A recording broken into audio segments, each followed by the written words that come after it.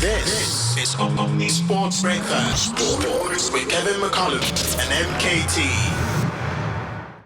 Right, not every sportsman has been known to be statesmanlike or the most erudite in front of a microphone, and sometimes they get put in positions where, especially now, they get put in front of the mic so many times that they almost feel much like celebrities, where they have to have an opinion on everything, even if they don't know, and sometimes they put their foot in it. So we're going to give you the top 10 worst sports quotes of all time. Kev, what you got for us? Believe me, there's many, many more of these out there. So I'm going to start with Greg Norman, mainly because I don't really like him.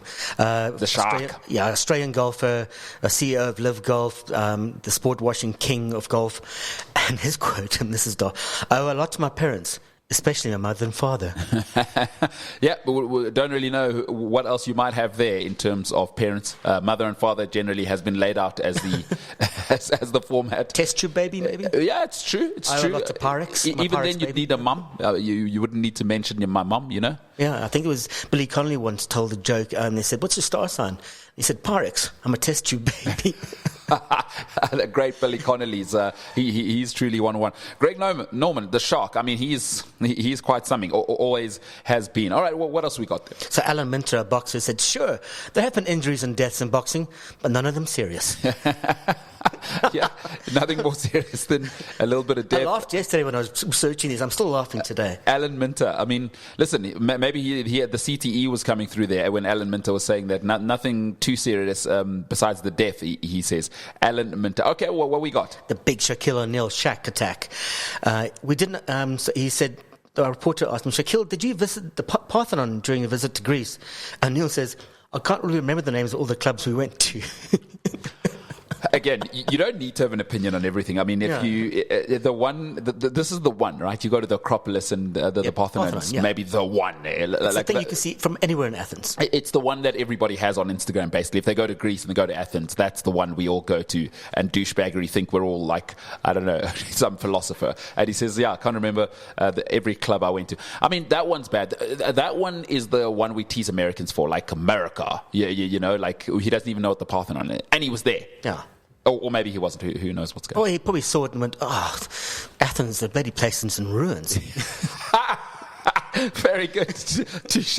That's very, very good. All right, let's go to the next one. Okay, Bobby Robson, the late, great Bobby Robson, football manager, said, "We didn't underestimate them. They're a lot better than we thought." Listen, we don't always get them right. Bobby Robson was one for the microphone. He was one who was brilliant. Famously brought Jose Mourinho, of course, as his translator at Barcelona. That changed the trajectory of Mourinho's life forever. Who, by the way, coached Pep Guardiola, and they've become arch nemesis now, believe it or not. I like that one. So Sir Bobby Robson, in his death, they were a lot better than we thought. We didn't underestimate them. All right. He was great. Ron Atkinson, who went from football manager to football racist. Remember, he was caught a couple of years ago talking about Messa Dacier, called him effing thick N-word, and it was terrible. Yeah. But anyway, so he said, this is probably a Jose Mourinho one, "I never comment on referees, and I'm not going to break the habit of a lifetime for that prat." But Ron Atkinson, a quote machine, by the way, like back in the day, an absolute quote machine. So he was your typical sort of working class guy. The later years are what they are. I like that he never took the shine off that, trying to become this sort of erudite football manager, becoming eloquent. He spoke what was on his mind for the working man. What's our next one? So I've never heard of the guy, but his name is Jonathan Bernier, who's an ice hockey player, or as they just say in America, hockey. And in 2014, he plays goaltender or goalkeeper for the Toronto Maple Leafs. And he attended this event honoring the late Nelson Mandela, who just died the year before. And when he was asked about his thoughts on the Nobel Peace Prize winner, Bernier referred to Mandela's athletic career. He's one of the most known athletes in the world, and a lot of impact to any kind of sport that he did. Even playing hockey, everyone knows him. From being the type of person he was off the ice and on the ice. It's unfortunate that he passed away a year ago. But he changed a lot when he was with us. He's a tremendous guy. It's because sportsmen get programmed into platitudes. Yeah. And I think he just okay, what are the markers that I have to hit? He was great for the sport. And the fact that it's Nelson Mandela, I mean, the guy's in Canada, or what is he now? It's just brilliant. Can you imagine just going and saying, "Yeah, you're a great hockey player." If Mandela's looking down and going, "I've never seen ice in my life." Yeah. Hey, not everyone knows who Nelson Mandela is, which is nuts. To us, that is nuts. Until you go to America, Africa's not a country. No, it's true. It's true. My cousin in Nigeria can confirm that. Who apparently I should know. All right. What's the next one? So Michael Jordan, the great Michael Jordan, he went to Paris and visited the Louvre Museum. Louvre. Actually, I've been practicing it all morning. I probably got it Nice wrong. one. And he said, I enjoyed the luge. So, yeah, that's basically a bobsled team. Yeah. That was those Lucian guys are crazy. But anyway, Michael Jordan, even he got it wrong, and he was like a marketing machine. Yeah, they do. There's another quote from Mariah Carey that whenever the King of Jordan died, she was asked about how she felt about it back in '99, and she said, "I've always missed him. He's a great basketball player." The King of Jordan, not Michael Jordan. And then, right, this one's not a funny one. It's actually a great one, but it is, and it's not a worst one, but it is a funny one. It's Ali, and I just had to do because the Rumble in Jungle was 50 years old last week, and Ali spoke about George Foreman. He said, "I've seen George Foreman shadow boxing, and the shadow won." Yeah, there was no one like him in terms of getting in people's heads. Yeah, no doubt. He was just an absolute quote machine. To another boxer, Rocky Graciano, who was reckoned to be the best all-round boxer in his time in the world, was a world champion. There's a great movie with Robert De Niro in it that he starred in. He said, "I quit school in the 6th grade because of pneumonia. Not because I had it, but because I couldn't spell it." Rocky G. Marciano. I mean, listen, what a boxer, number one. Yeah. But truly, he was to what black people view Muhammad Ali. As Rocky was to the Italian community in America. He changed the dimension they had societally, and another great impact on society, because the Italians, as they call themselves in America, especially in New York, he was beloved. I mean, he was protected. We now know he worked with the mob, and they protected him because he was such a great figure for them. And contrary to what he said, a real sort of a man driven to change the sort of view on Italians. A great figure. Let's move over to a footballer. Theo Walcott. More injuries than caps. So up and consistent in patches this season. So that's his career in a nutshell. Yeah. Basically, yeah. I've been consistent for 3 games in a row, then I'm not. Yeah. And consistency is not 3 games. No.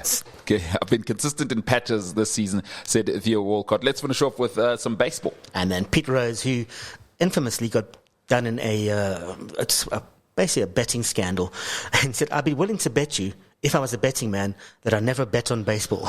Well, that one's an interesting one. He's got himself caught up there. So the great Pete Rose, when I say great, he's got the most hits, I think 3,000 hits in baseball, right? So the closest is like 1,000 out. I think it was Barry Bonds or someone. And hits is basically when you get onto base, and so you hit the ball and then you get on base. But he was barred for betting on his own team.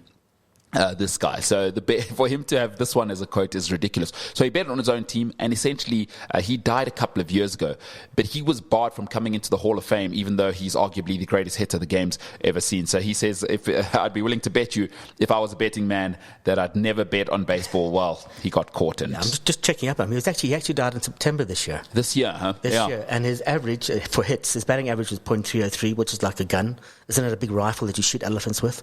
And then his hits, he actually got 4,256 hits. It's incredible. It is incredible. The great Pete Rose. Wow. Okay, well, those are your top 10 most stupid quotes ever. If you do have some that you'd like us to mention, 88777716. Before we get to Mampara of the weekend, you can send your voice notes and your your messages to this number. It is 0788777716. We did get one yesterday, which we didn't have time to read about, because we know if you're a Kaizer Chiefs fan, tough times never last is what I hear. You know, everyone thinks it's cool to say that, right? Everyone's saying tough times never last. Well, here's what Kaizer Chiefs has done to their own fandom. So this from Sihle. Sihle says, "Dude, I've been a Kaizer Chiefs supporter since I was a kid. Dad would even sometimes take us to games. If I'm being honest, I haven't watched them in 4 years. Bobby has messed up such a great team. This is the only team I support that I no longer watch. Man United and the Sharks were tethering on me, not watching them anymore." So Chiefs has driven that usihle to not watch them anymore. I just thought I'd read that. And remember, you can get your messages to us 0788 777716. Remember, that's what you're doing to your own fans in Naturena. You guys need to shape up. Perhaps they're the Mamparas of the weekend. I don't know what we got on Mampara of the weekend this morning. So we're going to start with Bruno Fernandes, mainly because I don't like the little rat-faced git. Yeah. I've never been a fan. And after he scored his first goal, I think, of the league goal of the season with that penalty. And afterwards, when he started saying it's easier to get rid of a manager than 15 players, I spoke to the manager and I apologized. I normally score a lot of goals. People are going to blame us for this. Of course they're going to blame for you. You just blamed yourself. Yeah. And he said the fans are going to come at us for Ten Hag getting sacked. Well, Roy Keane got in there. Yeah, well, everyone got in there. And they've been lily-livered. They've been chicken mess, chicken stuff. They've just been awful to watch. They haven't been a great team. They've got no soul in them. And then now they're all putting their hopes in this poor guy who's actually facing City in the Champions League this week. Tonight. Yeah, and if they talk about that, if he wins, is going to be seen as the next Ferguson for United. What's the right thing for him to do tonight? Lose 5-0 or win? Because as you say, if imagine they put on a real show tonight against Man City, they win like 3-1. I mean, the expectations are going to be... Because then he's the second coming, right? There'll be red jerseys all over Johannesburg tomorrow. It would be... Man, if you're a Man United fan, Ruben Amorim, do you want him to win tonight? Bruno Fernandes, strong contender. I thought... Yeah. For him to come out and say all of that, we apologize to Erik ten Hag, cut the crap. As Roy Keane said, just play better. It's too late now. Do your job. Play better. If you're not going to play well, just say we didn't play well and keep it moving. What else we got? Yeah, I'm going to go with Steve Borthwick because his substitution of Marcus Smith and Ben Spencer in the second half basically turned the game. They had the All Blacks, they dented their aura, they made them look vulnerable, and in the last half an hour of each game for the last 3 games, they scored just 3 points. So they've got no stability. I don't think England are a team worth the name of England. They're not a 3 Roses team. They're like maybe a 5 Roses teabag team because they never win a cup. But that's very good. Hold on. Did you say 3 points in the last 30 minutes? Last 90 minutes. Last 90 minutes. Last 30 minutes for the last 3 games. Well, but that is on the coach because that's when we know, as South Africans, bomb squad time. That's when we win test matches and turn them around. Either we press ahead or we claw into your lead and get it back. So that's poor. That's on you, Borthwick. So, and I mean, Ford, what a miss. That was a sitter. Yeah, so...